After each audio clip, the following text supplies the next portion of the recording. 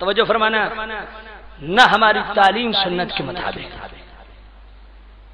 نہ ہمارا نظام سنت کے مطابق، نہ ہمارا گھر کا سسٹم سنت کے مطابق، نہ ہمارے معمولات زندگی سنت کے مطابق، نہ ہمارا کھانا سنت کے مطابق، نہ ہمارا پینا سنت کے مطابق۔ وہ کون سی ایسی چیز ہے جو سنت کے مطابق ہے؟ پھر شکوے کرتے ہو پتہ نہیں سیلاب کیوں آتے ہیں، پھر شکوے کرتے ہو کہ ہزاروں بندے زلزلے میں کیسے دب گئے۔ اب بھائی میرے حضور کی سنت کا مذاق اڑانے والے جو لوگ ہیں وہ کبھی بھی زندہ نہیں رہ سکتے، وہ کبھی بھی عزت کی زندگی نہیں گزار سکتے۔ میرے کریم نبی کی سنتوں کو زندہ کرو، حضور کی اطاعت اور غلامی اختیار کرو۔ اللہ اکبر۔ لباس دیکھو تو خلاف سنت، رسم و رواج دیکھو خلاف سنت، شادی کے معاملات دیکھو خلاف سنت، رشتے ازواج دیکھو خلاف سنت ہے۔ اب بھائی میرے کون سا ایسا شعبہ ہے جہاں حضور کی سنت کا لحاظ ہے؟ ہم گھر میں لحاظ نہیں کر پا رہے، باہر کیا کریں؟ لباس کے حوالے سے بھی سنتے جائیے۔ حضرت زمرہ بن صالبہ حاضر ہوتے، ریشم کا لباس پہنا ہوا ہے۔ حضور نے فرمایا کیا تمہیں یہ لباس دوزخ سے بچا لے گا؟ ہائے ہائے یا رسول اللہ میرے لیے مغفرت کرے، میں ابھی اس کو آگ لگاتا ہوں۔ مولا علی کو میرے کریم نبی نے ایک یمنی حلہ دیا، انہوں نے سلوا لیا، میرے کریم نبی نے ناراضگی کا اظہار کیا، تو نے ریشم پہنا؟ مولا علی نے اسی وقت اتارا، آگ لگا دی۔ حضرت عبداللہ بن عمر بن عاص زعفرانی رنگ میں رنگے ہوئے کپڑے، ان نعت خونوں سے پوچھنا چاہتا ہوں، نعت خوروں سے پوچھنا چاہتا ہوں جی، عورتوں کی طرح رنگ برنگے کپڑے، انہیں بڑا پپو بننے کا شوق ہے۔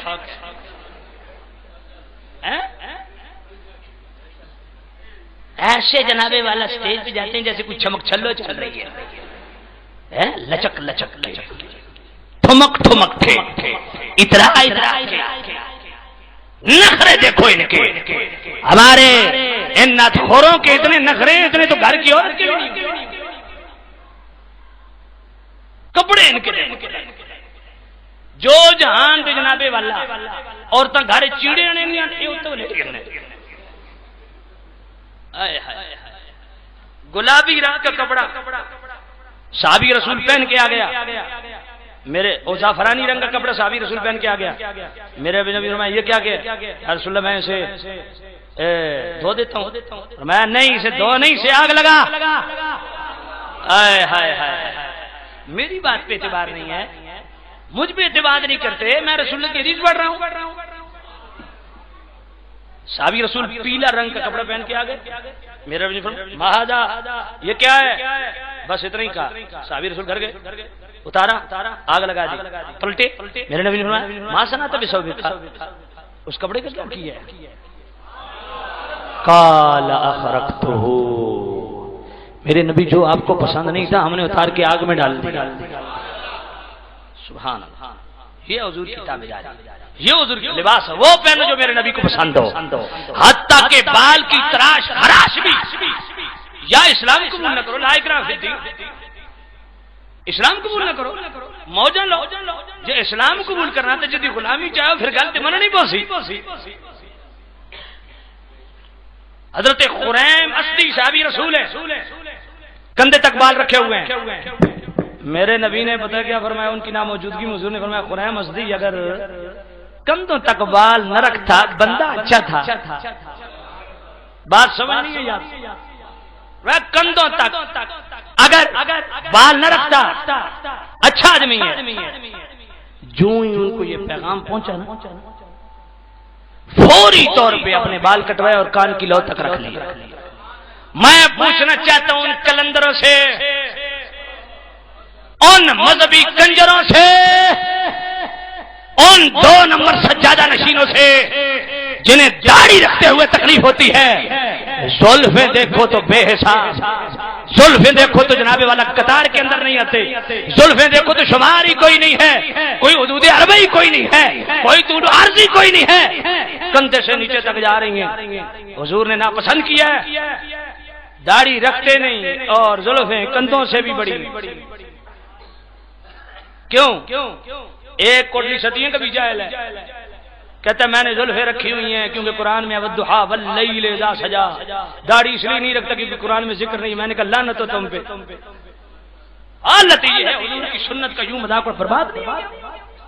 آج اس کے آستانے پہ دیکھو لینڈ کروزر کھڑی،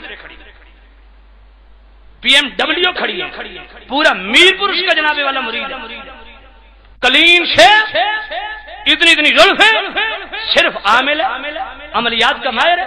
عمل تو کافر کے پاس بھی وہ قوت رکھتا ہے. قوم یہی آج تک نہیں سمجھ سکی کہ عامل کون ہوتا ہے اور کامل کون ہوتا ہے. اور شریعت کا مذاق اڑائے کوئی، حضور کی سنت کے خلاف چلے، مرتے آدمی کو پھونک مارے، وہ درست ہو کے بیٹھ جائے، یہ اس کی کرامت نہیں ہے، یہ اس کا عمل ہے جو کام کر رہا ہے، یہ اذن ہے جس نے اس کے دیے، وہ اذن کام کر رہا ہے. ہاں بظاہر شریعت میں ڈھلا ہوا ہے، وہ اگر مرتے کو پھونک مار دے بچ جائے پھر کہیں گے ہاں اللہ کا ولی ہے. یار اذن تو کافر کے پاس بھی قوت رکھتا ہے. آپ کہیں گے جی یہ کیسے ہوتا ہے؟ میں پوچھنا چاہتا ہوں، حضور کے پاس غلام، حضور کے پاس کافر آیا، کہتا ہے میں کلمہ پڑھتا ہوں، شرط ہے کیا؟ او درخت کھڑا ہے، وہ چل کے آپ کے پاس آئے. میرے نبی نے یہ نہیں فرمایا او درخت ادھر آ، نہیں، میرے کریم نبی نے فرمایا جا تو اسے جا کے کہہ تجھے نبی بلاتے ہیں. میرے نبی نے درخت کو آواز نہیں دی، فرمایا تو اسے جا کے کہہ تجھے نبی بلاتے ہیں. کافر گیا. بات سمجھنے کی کوشش کرنا، اسے دل کی تختی پہ لکھنا، عامل اور کامل کا فرق کرو. برباد ہو گئے. اور سنیے تم 2 نمبر پیروں کے پیچھے چل کے تم نے ہمیں بھی بدنام کر دیا ہے، خود بھی تباہ ہو گئے ہو. ایسے 2 نمبر پیروں کے پیچھے چل کے پھر کوئی ایسا کرتوت دیکھتے ہو کہتے پیر ہوندے ہی اور پیر نہیں ہوندے. ان پیروں کو سیالوی پاؤں کی ٹھوکر پہ رکھتا ہے جو مصطفیٰ کریم کی شریعت کا لحاظ نہیں کرتے. کافر گیا، درخت کو کہا تجھے نبی بلاتے ہیں. درخت دائیں ہوا، بائیں ہوا. آئے ہائے یار کافر کی زبان میں یہ تاثیر کدھر سے آ گئی ہے؟ کہ اتنی مؤثر ہو گئی ہے کہ بات درخت نے مانی ہے، چل پڑا ہے. بات سمجھنے والی ہے میرے دوست. بولی کافر کی ہے، زبان کافر کی ہے، اذن میرے نبی کا ہے. نبی اذن کافر کو بھی دے دے وہ بھی پاور رکھتا ہے، یہ تو پھر بھی مسلمان. بات سمجھ آ رہی کہ نہیں؟ عامل اور کامل میں فرق کرو. یوں یہاں تک زلفیں رکھنے سے بھی میرے نبی نے منع کیا. آج میں نوجوانوں کو دیکھتا ہوں خون کے آنسو ہوتا ہوں، اور جناب عورتوں کی طرح وہ میڈیاں بنائی ہوئی ہیں، یہاں گدی میں اتنا سارا جوڑا بنایا ہوا ہے. عجیب تماشا. حضرت امام حسن نے اسی طرح کیا تھا. آپ نے یوں گدی میں میڈیاں باندھ کے وہ جوڑا بنا لیا تھا. حضرت ابو رافع پاس سے گزرے نا، نماز کے اندر تھے حضرت امام حسن، جوڑا کھول دیا. فرمایا میرے رسول نے فرمایا اس طرح گدی میں والوں کو، اس طرح بالوں کو یوں گدی میں جناب میڈیوں کو جڑ دینا یہ شیطان کا حصہ ہے. یہ ساتھ تک لے ہم تو شریعت کا کس طرح مذاق اڑاتے ہیں. کوئی خوف خدا، نہ خوف خدا، نہ شرم نبی، یہ بھی نہیں وہ بھی نہیں، ہر طرف سے. آج نوجوانوں کو کڑے پہنے ہوئے، کوئی جناب مندریاں پہنے جناب سونے دی. عجیب تماشا. کوئی جناب کانٹے پہنے ہوئے. لعن اللہ کی لعنت اس بندے پہ. میرے کریم نبی نے فرمایا الرجل یلبس لبس المرأة والمرأة تلبس الرجل. اللہ نے لعنت فرمائی اس مرد پہ جو عورتوں کی مشابہت کرے، اور اس عورت پہ رب نے لعنت فرمائی جو مردوں کی مشابہت کرے. یہ کانٹے پہننے والا لعنتی گروہ، اگر کوئی نوجوان بیٹھے ناراض نہیں ہونا، میرے نبی نے لعنت فرمائی ہے. اگر آج کے بعد کانٹا پہنے گا، یہ جناب والا گوشوارہ پہنے گا، یاد رکھ اللہ کی بھی لعنت ہے، اللہ کے رسول کی بھی لعنت. مندریاں پہنی ہوئی ہیں سونے کی، یاد رکھو بخاری شریف کی حدیث ہے میرے نبی نے بھی سونے کی مندری بنوائی تھی اپنے لیے، پہنی بھی تھی حضور نے خود سونے کی مندری پہنی تھی، سونے کی انگوٹھی پہنی تھی. اور جب صحابہ نے دیکھا سارے صحابہ نے سونے کی انگوٹھی بنوا لی. جب سونے کی حرمت کا حکم نازل ہوا میرے نبی نے یوں پھینک دی، صحابہ نے بھی اتنا کیا.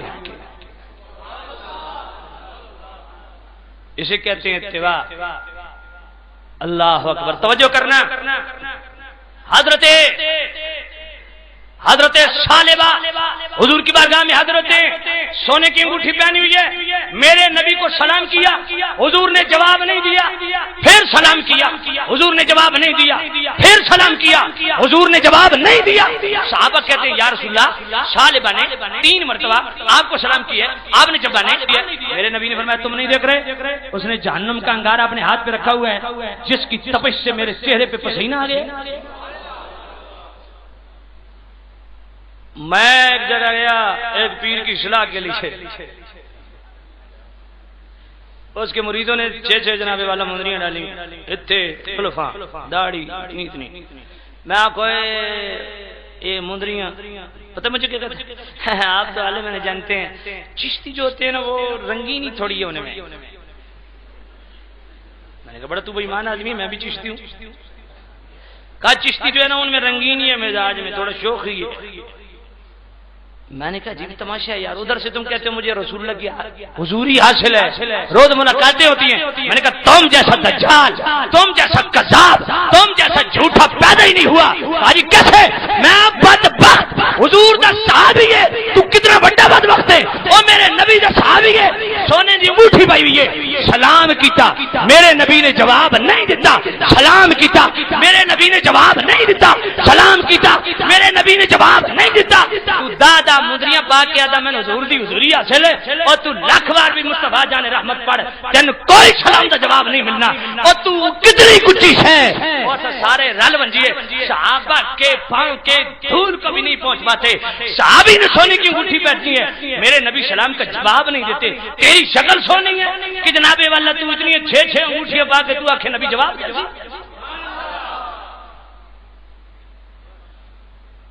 کیا ہو گیا مسلمانوں، کیوں تباہی کی طرف جا رہے؟ سنبھالو اپنے آپ، ابھی بھی وقت ہے، ابھی بھی اپنے آپ کو سنبھال لو، تباہی اور بربادی سے بچا لو۔ حضور کا غلام آیا، سونے کی انگوٹھی پہنی، حضور نے چھڑی حضور کی کرسی ٹکا کے ماری، فرمایا جہنم دے انگارہ